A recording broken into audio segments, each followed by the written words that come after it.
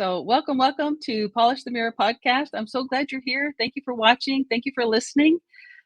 This is such an important thing for me. You all know my purpose in my heart, if you have been following me or watching me for very long, that I love to help people. Like, that's my whole purpose. And this podcast is about sharing stories of hope gained in the midst of adversity. And my business is called Polish the Mirror, and it's really a reflection of me, of my life. I have gained hope in the midst of adversity. And so I love being able to help other people share their stories when they have gained hope in the midst of adversity as well. If you have followed me for long, this is not something I talk about a lot on this podcast, but I do talk about it in other ways. I make lots of posts about it. But if you have followed me for long, you know that I partnered with a company called SeneGence International, and it will be 2 years in June. And if you're not familiar with them, they are an international company. They are debt-free, female-owned, with a corporate office in Sapulpa, Oklahoma, which is local to me.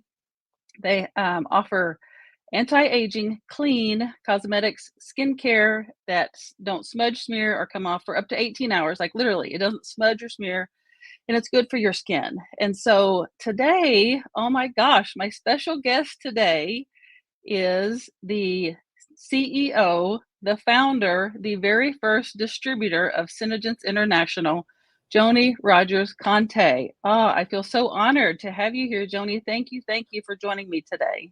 Well, I am honored that you asked me to appear as a guest. Thank you, Amy. Of course. Just in that moment, it was just something, you had this, I'm sure, where you're just sitting there and you're like, I have this urging, like, I need to ask this, or I need to do this. And that's what it was. Like, I just felt like I need to just ask you. Like, if you don't ask, the answer is always no, right? That's correct. And just about everything you do. Not just as it applies to this podcast, but for any woman who wants anything or who has a desire for anything. You're absolutely right. If you don't ask, the answer is always no. So the point is, don't just think about it, say it, do it, address the person or the thing, or, walk towards whatever it is you're seeking. I love that. It's so true, because sometimes we're so afraid to do that, but our fears hold us back from so many things. Like, I was nervous to ask you that, but then I was like, you know what? And in my head, if I don't ask, the answer is always no. And then you were so gracious. I just have to say, before we get into this, like, I know you don't like people to gush over you. I know that's not part of who you are, but I just can't help that because of the impact you've made on my life. And my goal today, I was thinking about this last night.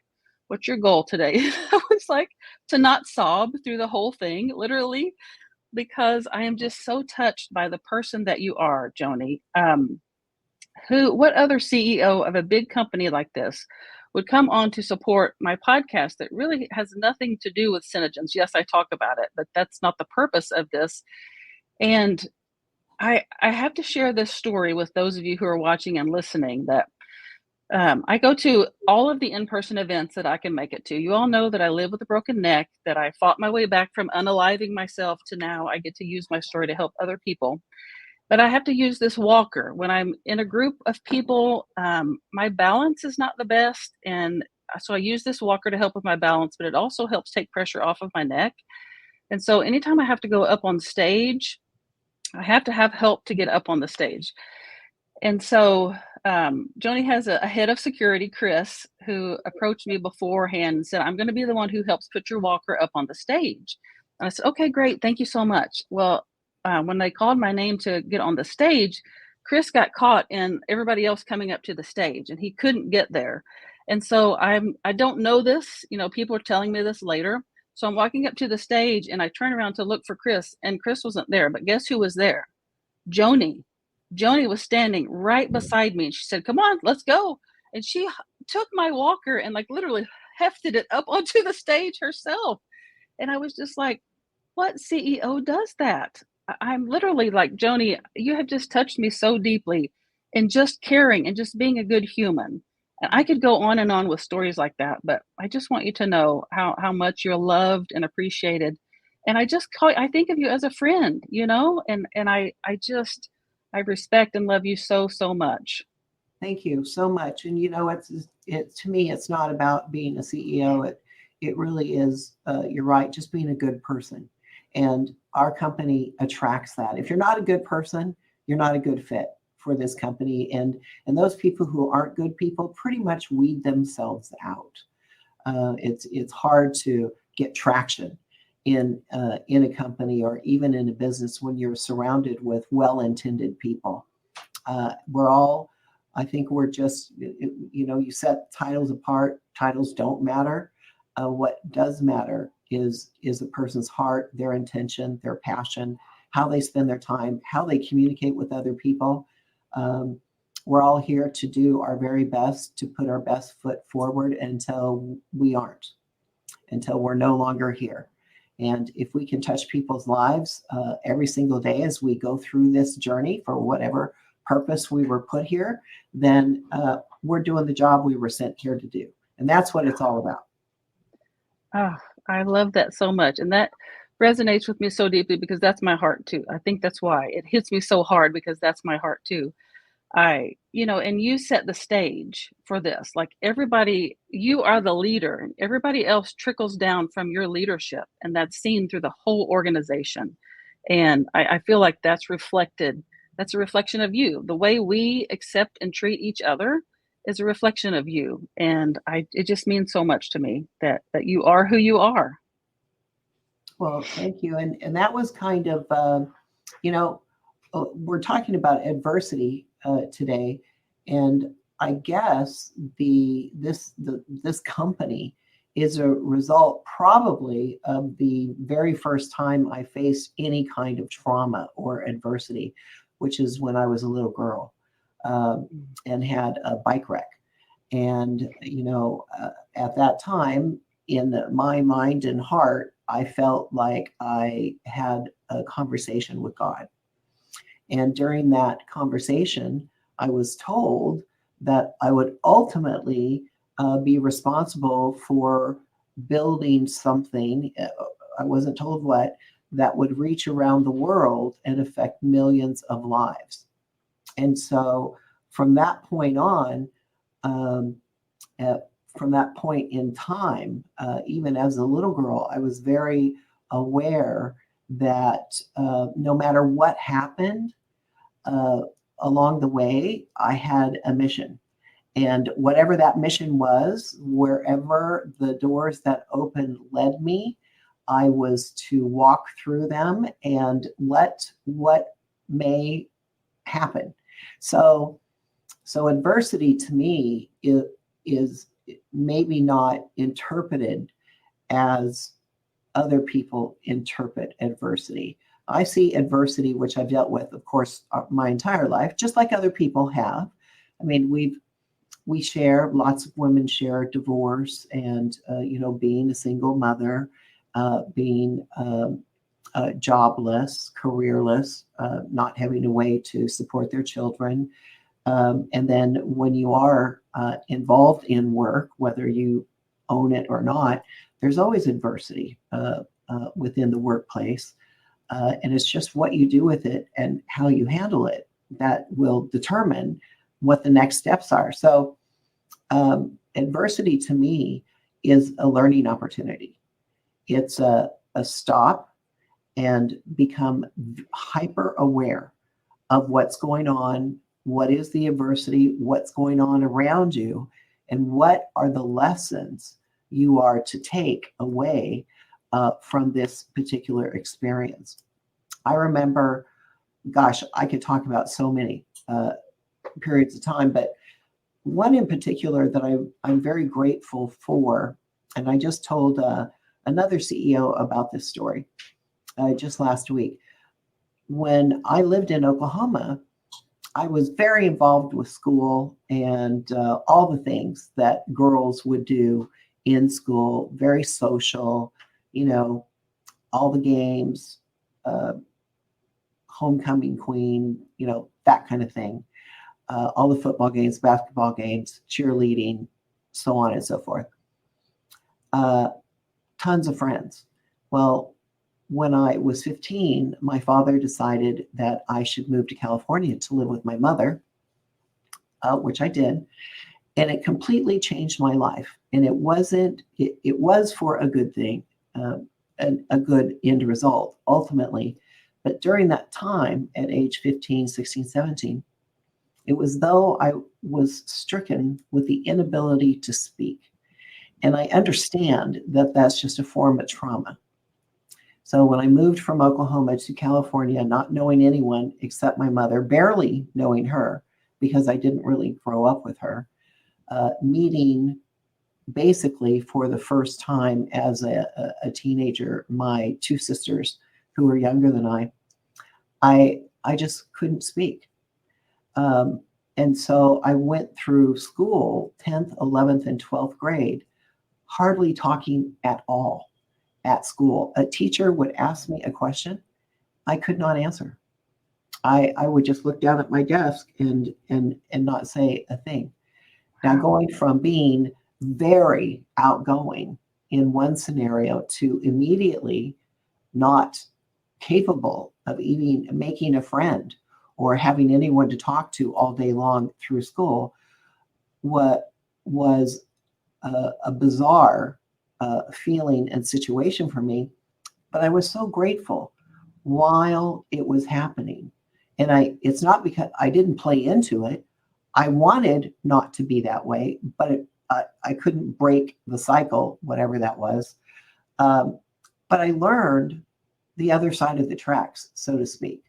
So I went from being very active and outgoing to a complete introvert with no friends. And so during that period of time, I recall truly understanding what it was like to be unseen and not being able to speak to someone else, and the angst that an individual could feel in that particular situation. And had that not happened, I don't know who I would have turned out to be, because I was just on, the very social path that, anyone could imagine as being a social creature in those days. But it gave me balance, and it gave me an understanding of a whole spectrum of different types of personalities and people, and what they might be feeling inside. And I'm just so grateful for that. So during those periods of time, as I said, regardless of what the challenge is, there's always a lesson. In fact, Amy, I'd really like to kind of turn this around for a minute and ask you, what were the lessons you learned during that period of time that was such a great challenge for you? Oh my gosh. That's, I told you before we got on here, I was going to ask you that question. Now you're asking me. That's so funny. I'm just dying of curiosity. I'm sure it's fascinating. The main thing I learned is that we are so much more powerful than we give ourselves credit for. Like, there is a power inside each one of us that is just waiting to be tapped into. And I didn't really know it was there. Like, I prayed to die. I had a plan to die because I didn't think I could live that way. And then it was just simply shifting my mindset. And, Tony Robbins, Dr. Wayne Dyer, Rumi, all of those, I just poured that in. And that helped me shift my mindset to see things differently and to figure out that there is a power in there, that we just have to tap into it, and that we can do anything. Like, literally, like, you have seen what I have done, Joni. It's not, I'm not bragging. I'm just saying, I live with a broken neck. Like, I can only hold my head up for a few hours at a time. Yet people ask me all the time, how are you doing all that you're doing? And it's just, I focus on what's internal, the things that are internal and nothing external. I really don't let external things affect me. I'm still human, obviously, but I really just focus on internal work, just internal work. And I know you do too. And go ahead. So may I ask how you are? I mean, have you completely healed? I have not. And it's funny that you asked that, because I was going to announce this tonight in my group, but My neck is such that it has been unstable and unfused. My surgery was 9 years ago, and it has never fused. And so the screws are starting to break now because it has just been wobbling around in there. And so I do have to have another very extensive surgery. It's actually going to be on Monday. And so, yeah, it's it's a little bit daunting, but my surgeon is amazing, and he has a 100% track record of doing this particular surgery. The people are pain-free, and it makes me emotional to think about that. What would my life be like without pain? Like, I don't like, pain is not something I focus on. I really make it take a back seat. But what if I didn't have to do that? What if I didn't have to push it back and I just could live without pain and walk without a walk? I mean, I literally get emotional thinking about it. It's why I haven't talked about it yet, because it's a very emotional thing for me. But it has to happen. This surgery has to happen. But, the screws are breaking. It's not like I can just, they has to be replaced. There are bone spurs growing in there. And so they're going in through the front and through the back and doing all kinds of stuff. And so I'm really, really hopeful that that's what it's going to be. That's what it's going to take to really get me to move past this. Well, I just think you are incredibly blessed in that you are capable of doing what you're doing. You're able to do what you are doing. You're mobile, where so many people who have had broken necks, of course, not only pass away, but are immobile and don't have the range of freedom that you have. So for that, we can be grateful. And of course, all our prayers will go out to you collectively. Whoever's watching this, we're all going to send you prayers Monday, so that your surgery goes well and you wake up pain-free. Wouldn't that be wonderful? It would. Yes, that would be amazing. Absolutely. Thank you for that. That means more than you know. My goodness. It's just another leg to your story. And I want to hear people's stories, because I've always said everybody's here for a reason. I mean, there are no accidents. So what's going to happen for you on Monday is another part of your journey, which is going to lead you to the next step in your journey. And you're going to be able to touch that many more lives, whether it just be at the hospital during recovery, or it becomes part of your story here on this broadcast. It's a benefit to someone someday down the road. I absolutely agree. Like, I never in my life would have ever chosen to live with a broken neck. I never would have chosen that. But because I have been able to go through that, it has become a gift. And it's exactly what you said, that I've been able to help so many people because of what I've been through.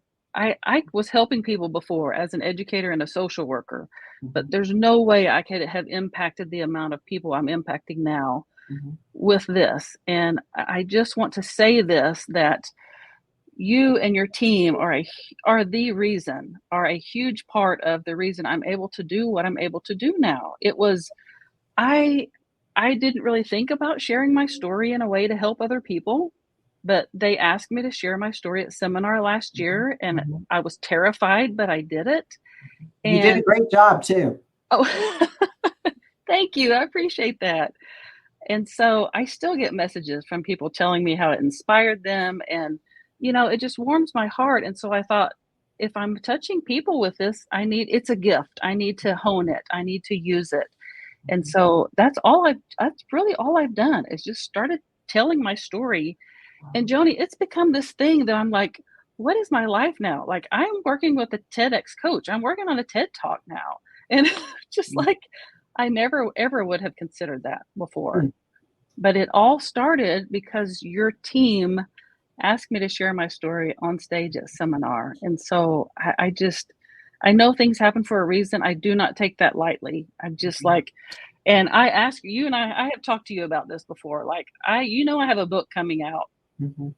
And I'm working with the SeneGence legal team, and hopefully they'll let you make an appearance in there because I definitely want that, because you and SeneGence are a huge part of my story. I mean, it's a huge part of who I am and how I've gotten to where I am and I'm able to do what I'm able to do.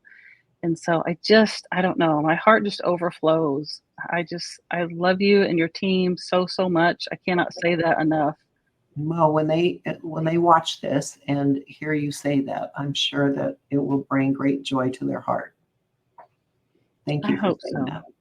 Of course, I hope so. And one time you posted a video, y'all were doing something, you were recording something, and you were all sitting around a table.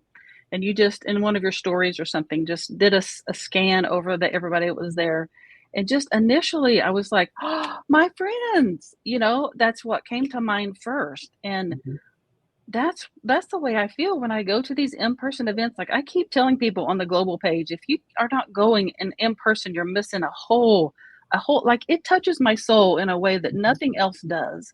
To Mhm. go to these in-person events and to interact with my other Cine sisters, but the corporate staff too, like they're real people. They're not untouchables, just like you have passed that down to them. They are real people who care genuinely about us. And it makes such an impact. It really, really does. Yeah. I like the fact that you said it touches your soul, because I've read several comments, as have you, about how do I explain what it's like to attend a company event. Mm. And I think touching your soul is the best way to describe it, Mm. because there are no other words. But these events and that kind of atmosphere with so many like-minded and hearted people, it's a soul-touching experience. Yes. I like that. Yes. I'm going to start saying that. Well, there you go. That's part of my polish the mirror thing. I work on helping people learn to polish the mirror of their lives to be able to see their souls more clearly. So Mm, that's just part of I love that. doing a training tomorrow night at a place locally here. They originally wanted me to talk about, do a skincare and a cosmetics class for them. And then the owner, or the person in charge, heard my podcast, and she said, I want you to talk about that and skincare. So tomorrow night, we're talking about that and skincare. So it should be fun. But Great. yeah, I love soul connecting things. And that's what it is. It's what it is to me when you get with these people together, like you said, who are like minded. Nothing like it. So I'll tell you a story about something that happened to me, and I've wondered about this for years. So back sometime when the company first started, probably in the first 5 years or so, I was driving from Las Vegas to Orange County, and I had done a training in Las Vegas, and I was by myself. It was in the winter, because Vegas is still kind of warm in the winter. Right. So I could. That's about the only time I could make it to Vegas. Probably early December. Uh, and so on the way home, we're driving over the pass, and which is really high in the mountains, coming from Las Vegas in the desert. You have to pass over some very high mountains and drop down back into California. Well, on this particular night, it was a very windy, stormy night, and so windy that trucks were pulling over to the side of the road, because big semis in this wind can easily fall over. And that did, in fact, happen. Wow. So I'm about the only car. I'm getting home to Alan, because Alan is still quite young, and I need to get home. So I decided to go ahead and make the trip and don't stop. And so a truck uh, down the road, as I'm coming down the hill, I could see had turned over, and it was very slowly being blown towards me, back towards me. Now, I'm coming downhill, and this truck is being blown uphill. So you can imagine Wow. how heavy the wind was. My gosh. So I'm thinking about it. I'm watching it. I'm trying to figure out now, where is this truck? Where's it going to land? and it's pretty wide. This is a 4 or 6 lane highway, I can't remember. And so I slowed down enough to let the truck like kind of show me which side to go around so I can pass it. Right. Well, I did that successfully, only to come up to another truck that was literally straight across the highway, and you could only get around it by going in the shoulder.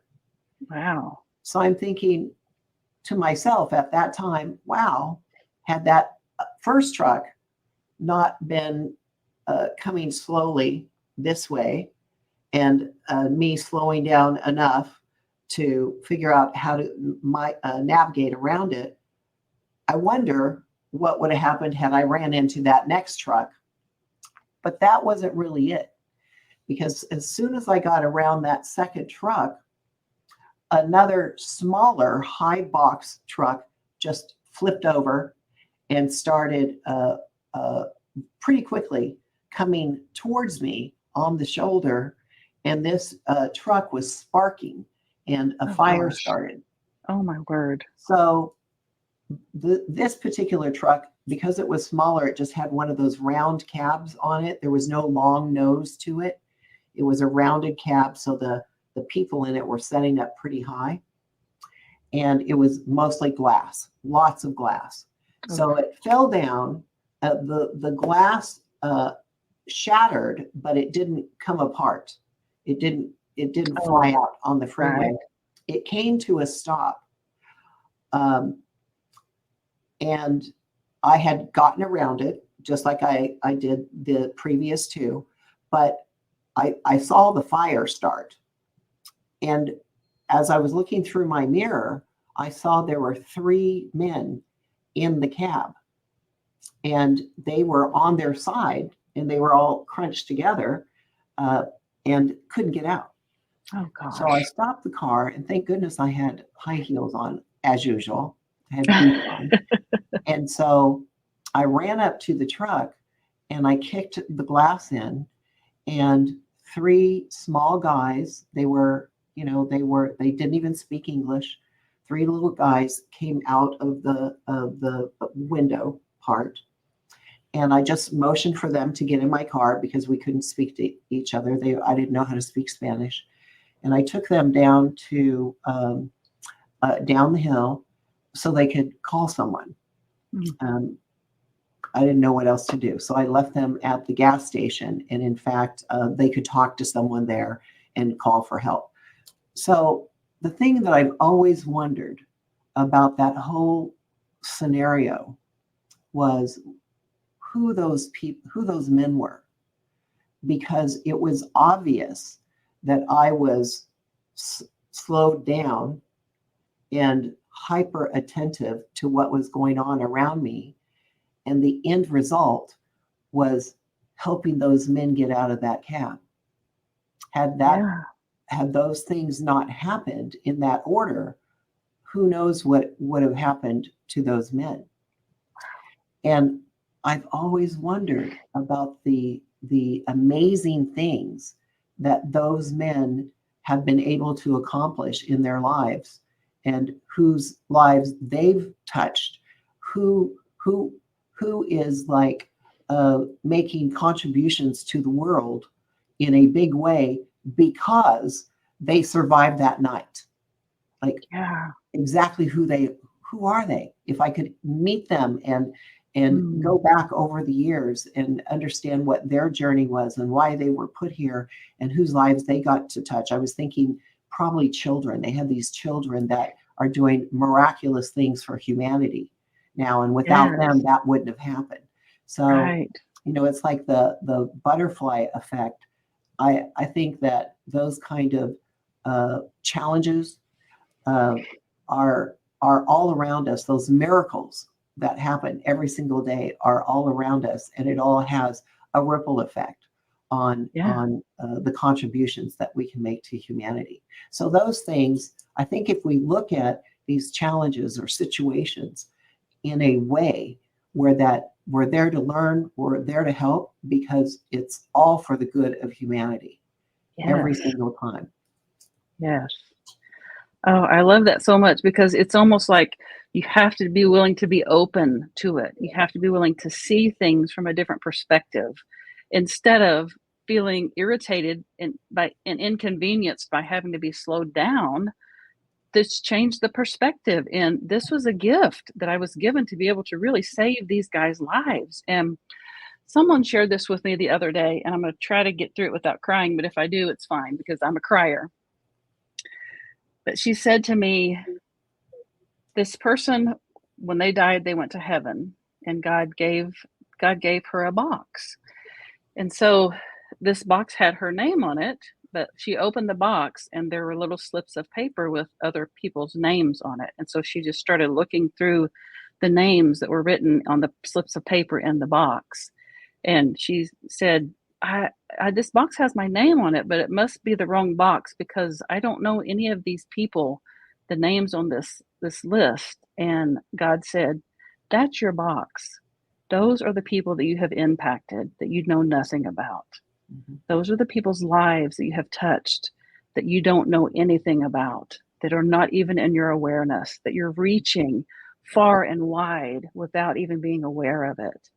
And it just literally brought me to tears because mm-hmm. it's so true. We're touching lives all the time. I every time I can, I go to the grocery store in person because I need to walk, I need to move, mm-hmm. but I like to be in public because I like to smile at people. Mm-hmm. I see these faces that are sullen and drawn and just so sad looking. And when I smile at them, it changes their whole demeanor. Just one person smiling at them. So I want to be that person that goes in the grocery store and just gives a smile to someone else and gives them a compliment and says, when the kid is screaming, I've been there too. I know what that's like. Don't let it bother you. Mm-hmm. And so that can happen all the time if we allow it to. But most of the time we're in our own little worlds, concerned about things that, yes, are worth being concerned about. But I think if we open up our perspective and see things from a different place, then it can be life-changing. Sure. And I think that's kind of what you're sharing too. Just be aware. Yeah. And I think it's more about being open to seeing things differently. Like my word of the year this year is allowing, that I'm just allowing things to be what they are. I'm allowing things to happen as they will. And I've been putting off this neck surgery for years. And I'm just like, I'm going to allow it to happen this year. It could be life-changing for me, you know? That's right. Yeah. In a positive way, whatever the outcome is, it's going to be all in the plan. Exactly. And my life has kind of exploded lately, and it's like it's overwhelming, but in a good way. Mm-hmm. And so I feel like this is part of that. Exactly what you said. How often do you do this podcast? I do it every week, once a week, usually on Thursdays.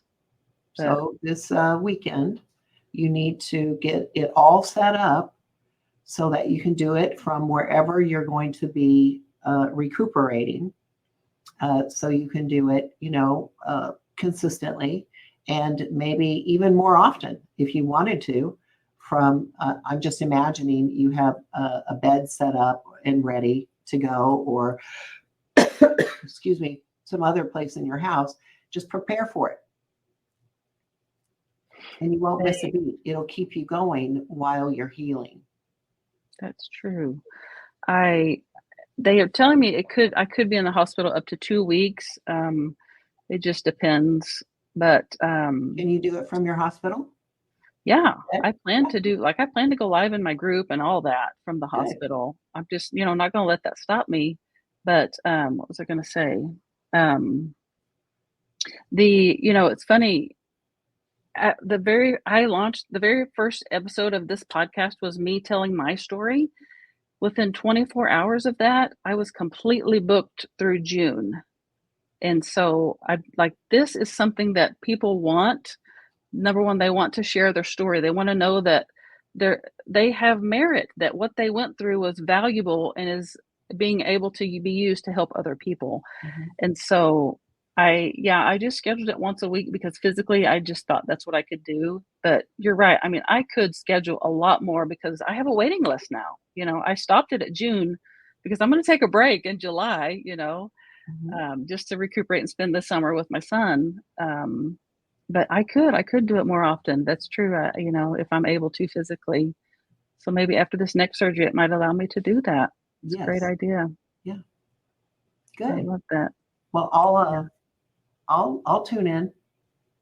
Well, I appreciate it. It means a lot to me, Joni. And like I said, the fact that you just, are willing to hop on here. I know your schedule is so booked that It's you made a crazy. time. You made a time to make it work. Yeah. Um, and Well, I want, my pleasure. I love spending time with our distributors, and of course, you're one of our best, greatest, oh, wonderful, most loving distributors. So I appreciate you, and I appreciate the good works that you're doing in the lives that you are touching. And I love the fact that you are also reaching out to some of your Cine sisters to tell their stories, because you're right, they do need to be heard, and you're providing them a fantastic platform uh, for them, which I think is also a form of healing within exactly. every person's being when they get to share some of the challenges that they've been through. Our Yeah. company wouldn't exist without the challenge of just trying to figure out a solution to the problem of having makeup smeared all over you uh, when you're holding a baby in their arms and they're playing with your face. I mean, it's one step after another has been created, one block on top of the next, as a result for finding a solution to a problem. So I don't see challenges or problems in a negative way at all. I always see them as opportunities to improve, to become hyper aware, to find solutions. It's a learning process, Right. and I hope that everyone is um, open to learning all the days of their lives. I hope they never stop learning. So if we just looked at these situations from a positive light, looking in a way where that we're always thinking about how can I find solutions to this, then it just makes the entire life experience and the journey that much more fun.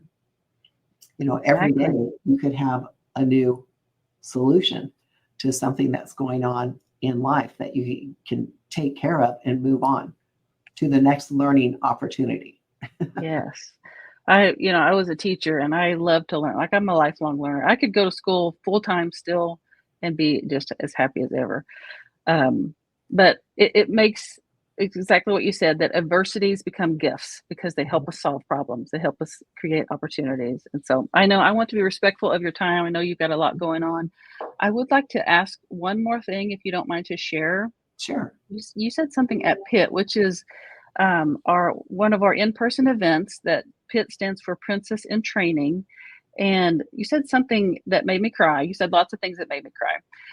But this one, you said something about the orchid logo and what that means, what it represents. Would you just mind sharing that with those who weren't able to be there? Sure. I mean, that was obviously just said from my heart, but it's true. Right. There are thousands of varieties of orchids, thousands of varieties, just like there are thousands of varieties of humans. And not one orchid is the same as the next. They're all very uniquely, every single orchid has a feature to it that the next orchid does not have. And of course, they're lovely. And that's why I call our sales force my lovelies, because it ties into my understanding and analogy of the uniqueness of each and every beautiful orchid. So I know it's kind of corny, but it is, it's a sentiment that I have from my heart, and that's how I view all the women. And there's some men a few men. We'll throw a few men in there. It's okay if they're lovely too. But that's how I view the body of people who have joined with me in this movement to allow women to choose to live life in love and abundance as long as they're willing to work for it. And in doing so, we get to help women and children in need through our charitable efforts. So what's not lovely about that? Exactly. And I love that you have that. I should have brought that in too, but there is the Make Sense Foundation where part of the proceeds of a sales go toward helping women and children in need. Mm-hmm. And so that is something that is, I love about that. But there's nothing corny about that orchid story. It touches my heart deeply because it's personal to you and that's how you see us. And I love that so much. Thank you for sharing that and for, again, just being here, being willing to be vulnerable with us and to share some things from your heart. We love you so much. And I'm just so thankful for you, Joni. Thank you. And we're thankful for you, Amy. Oh, my goodness. For having me. Of course. Anytime. You're welcome back anytime. Bye-bye. Thank you all so much for watching and for listening. If you haven't heard of this before, Polish the Mirror podcast, you can find it on any of the podcasting platforms, Apple, Spotify, all of those.